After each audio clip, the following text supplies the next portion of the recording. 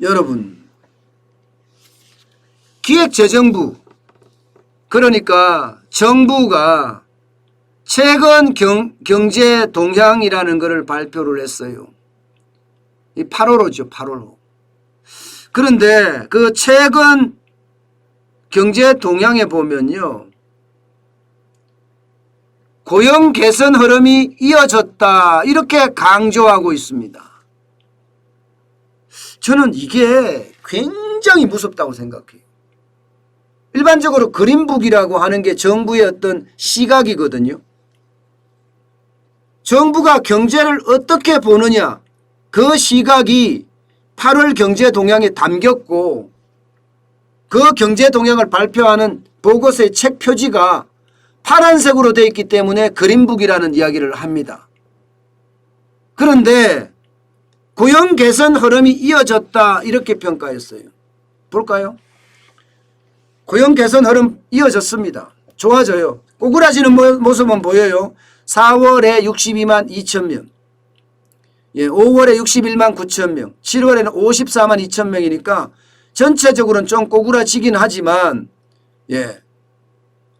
신규 취업자가 계속 늘어나니까 좋아지는 모습은 보입니다. 작년 7월에 보면 마이너스 27만 7천 명이었거든. 27만 7천 명이 줄었고요. 올 1월에는 무려 100만 개의 일자리가 줄어들었어요. 98만 2천 개가 줄어들었어요. 그런데 여기서 우리가 잘 봐야 될 게 있어요. 여러분, 제가 왜 일자리만 탁 뽑았는지 아세요? 일자리는요, 경제를 보는 바로미터입니다. 경제가 좋아졌느냐, 안 좋아졌느냐 봤을 때는요, 딱 하나만 봅니다. 제일 빨리 볼 수 있는 게 일자리. 일자리가 늘었느냐, 일자리가 줄었느냐 가지고 경제가 좋으냐, 나쁘냐를 평가할 수 있거든요. 물론 일자리보다 더 세부적으로 디테일하게 보려면 경제 성장률이 어떤지를 보면 되겠죠. 경제 성장률이라는 것은 내수가 어떤지, 투자가 어떤지, 수출이 어떤지 볼 수 있으니까요.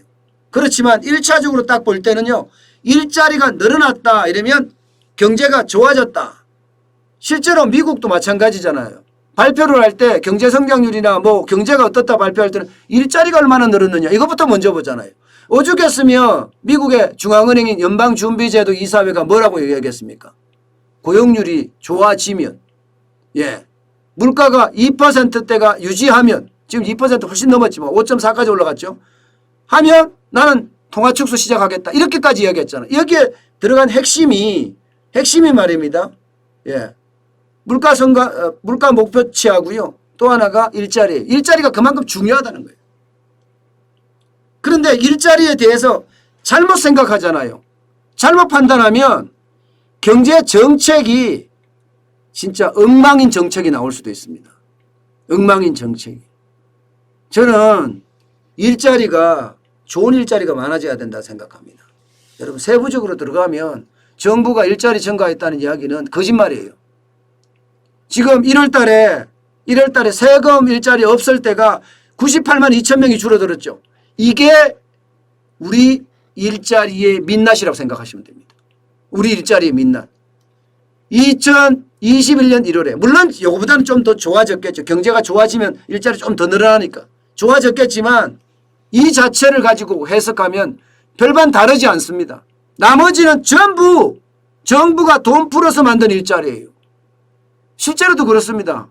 제가 늘 지표 갖고 이야기하잖아요. 지표를 내가 보여드릴게요. 보세요.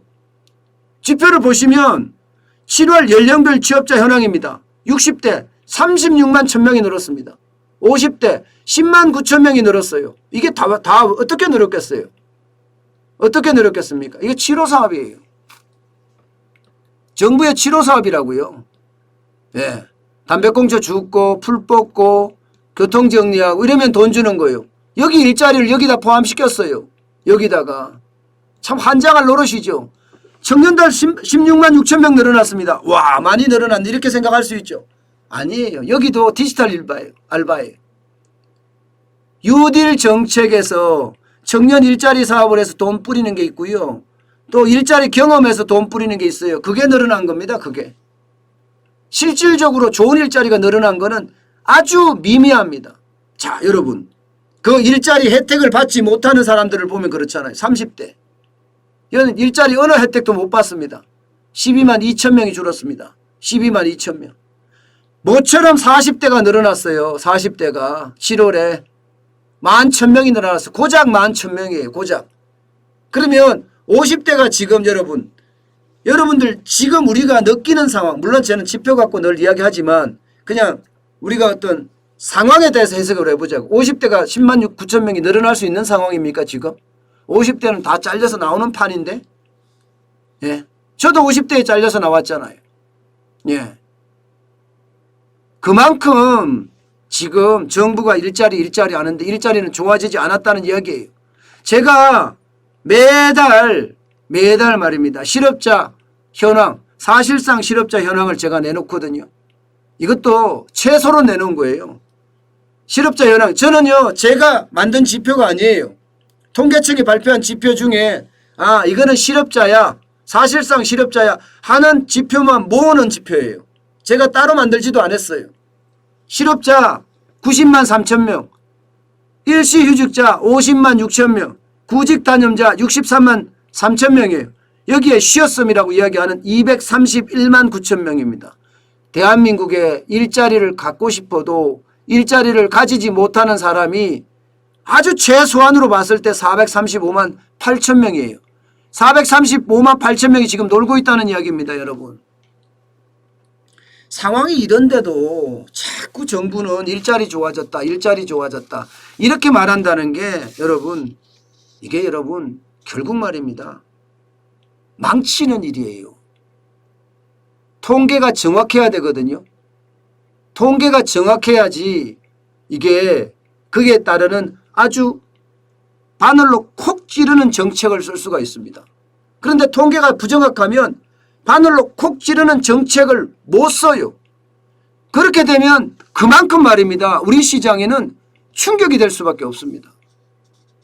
저는 정부의 거짓된 발표 또 국민들을 기만하는 내용들, 이런 내용들이 결국 우리 경제를 점점 말아먹고 있다. 말아 자시고 계시다. 이렇게 저는 표현하고 싶습니다. 그 어느 때보다 말입니다. 여러분, 국민들에게 소상히 알릴 필요가 있어요.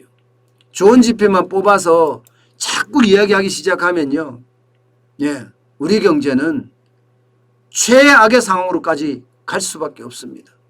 제발이지 정부가 정신을 차려야 됩니다. 그래야만 경제가 조금 보이지 않을까 싶어요. 때문에 여러분, 진짜 여러분들이 세상을 바꾸고 싶다면, 여러분의 세상을 바꾸고 저의 세상을 바꾸고 싶다면 이게 거짓말하지 않는 사람, 그리고 합리적이고 타당한 사람, 이런 사람이 지도자가 돼야 되지 않을까요? 저는 그렇게 보입니다.